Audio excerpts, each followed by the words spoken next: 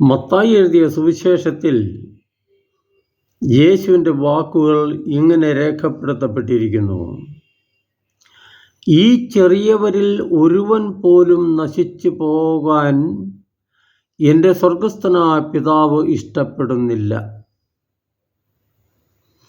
മത്തായി 18:14. 100 ആടുകളുടെ ഉപമ പറഞ്ഞതിന് ശേഷമാണ് യേശു ഈ പ്രസ്താവന ചെയ്തത്.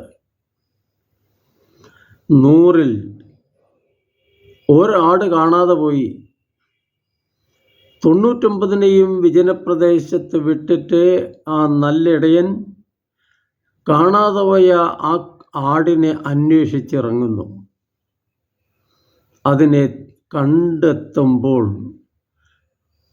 അത്യധികം ആനന്ദിച്ച് അതിനെ തോളിലേറ്റി അവൻ തിരിച്ചു വരുന്നു.